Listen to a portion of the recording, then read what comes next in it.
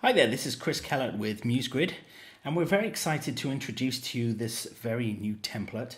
It's called Beeches Campsite, and the great thing is that this template has been designed commercially, so it's actually for a client, but we're releasing this template to you so that you can make use of it. It's fully design kit ready, so let's jump into the site and take a look at it. Now, as you can see, this site has been designed to be nice and light and airy because we are dealing with a campsite, but you could apply this same template to all sorts of things, anything outdoors or a cafe, restaurant, anything you like.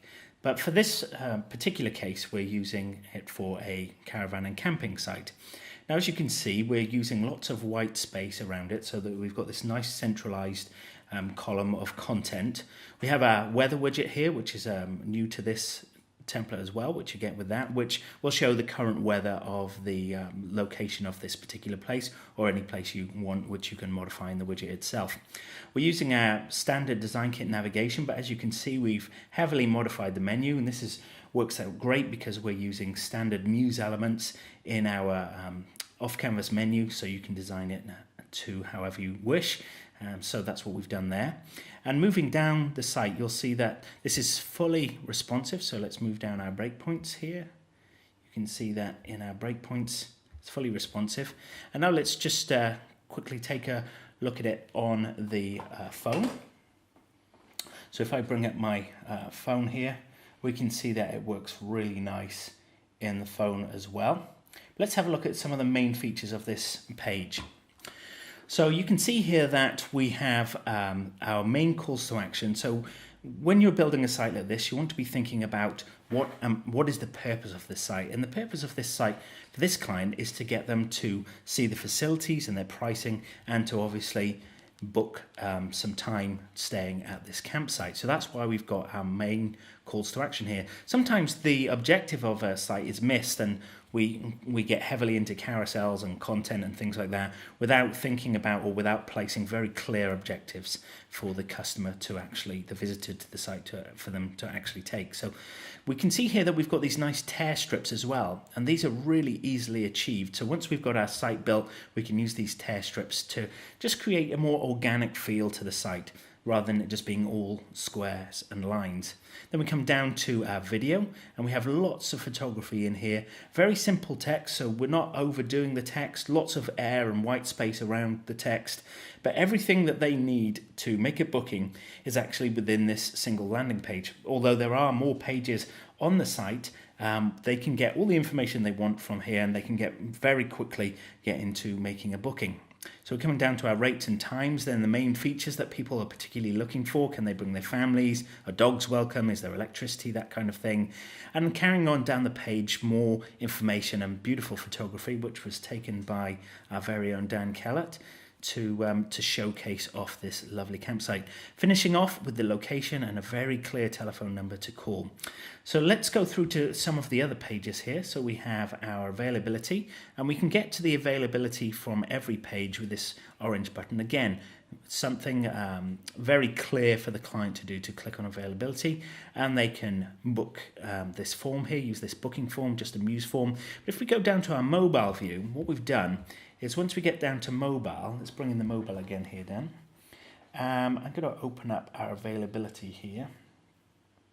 And you can see that in our mobile view, we've just got a click to call. So rather than having a form to fill out, which would be quite long-winded on a mobile device, we've got a click to call. They can click that, and that goes straight into calling the client, the owners of the campsite. So going back to our desktop view, we can see that this design here works very well. And again, you've got to think about the objectives of what you're doing with a website. So that's what we've done here. We've made the mobile features towards what somebody will do on their phone, and the desktop towards the desktop, and so on. So the rest of the pages are very simple with rates and times, facilities. We're not complicating things with lots of photography and images, apart from when we get into our nice photo gallery here, and it's got this very nice simple next and previous, so you can just scan through and see the images. And again, that gallery has been designed to work on all the different devices, and you can see how the gallery's changing with the different device types right down to mobile. If we go into mobile, my mobile phone view here, we can see that the photo gallery here as well has been designed to work nicely with a mobile device, and they can swipe through here as well. So everything has been designed specifically for each usage case. Let's go through now to our directions. Nice simple menu, nothing complicated, with 2 sets of directions. Static caravans, because they rent out static caravans, so we've got a nice gallery there as well, so we're using the same gallery design again. The site rules and our ethos. So this is where they tell you all about what their ethos about their company is. So going back to our homepage now, we can see that everything has been designed to clearly encourage people to come and camp here. So let's take a look at the site in Muse. Now, what you get with the site is you get all of the widgets that you've seen in there. So you get the navigation widget, the cookie consent widget, which is useful for European-based sites. You get the smart copyright and the weather widget, plus all of the things like the galleries and so on. So we can see here that we have 10 pages in this site, so lots of pages to work with, but we've also provided a MuseLib library, which if we go into a page, let me go into the master page, you can see that we have a full library coming with it with all of the different patterns that make up this site, and these are all design kit ready. So you can take any one of these patterns and take them into your design kit site, and likewise you can take any design kit element into this site, and they're all compatible. We also have all of our different widgets here, so like the forms, the different galleries that we've used, all included. So not only do you get the site, but you also get all of the individual elements to use with other sites.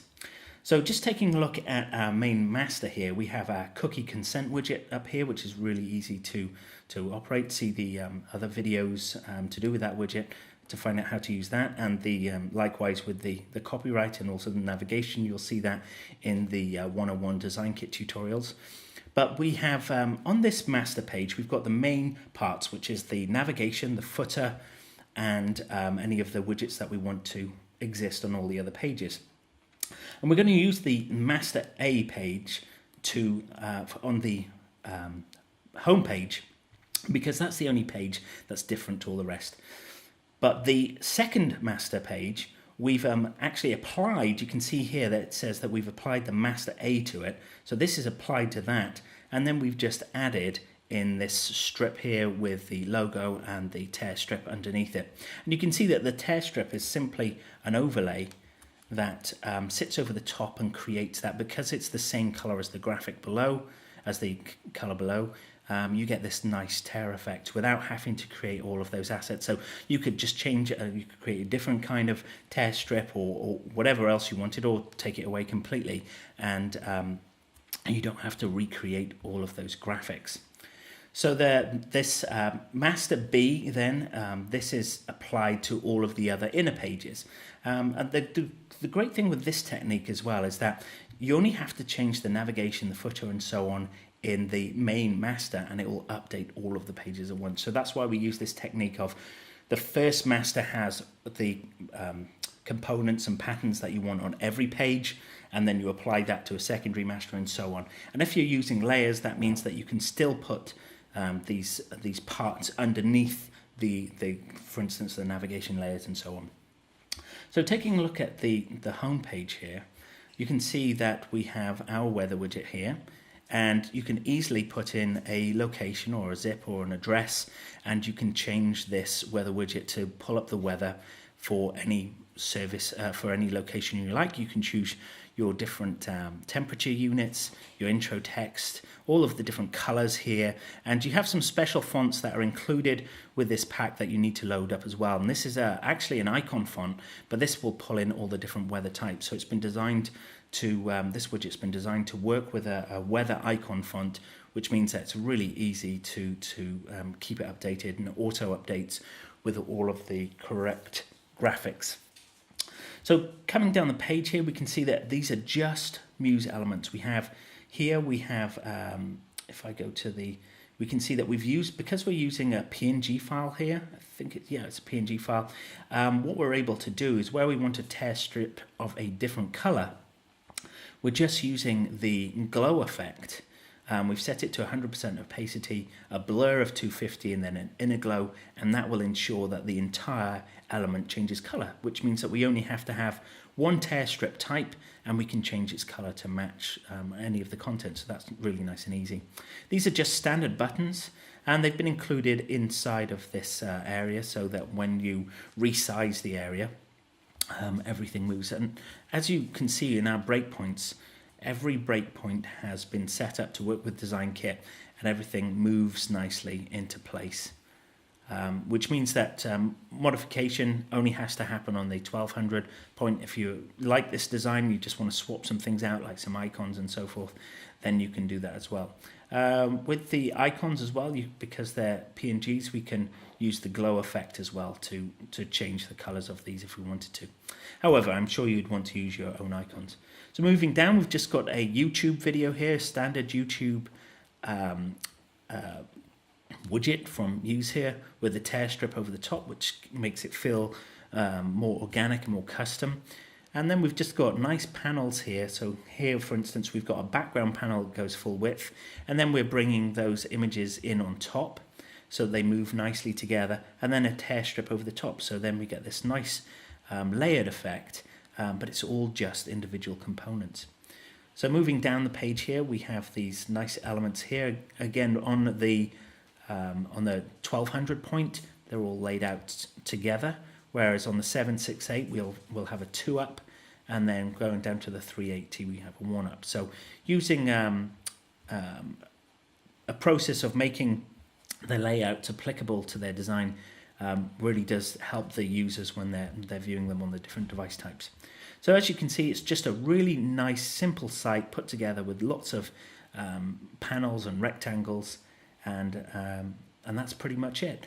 So it's a really nicely easy to work with site. You can convert this into anything you like, and in fact, just to give you a heads up, we are going to be in the following week, we're going to be using this template and converting it into a completely different site.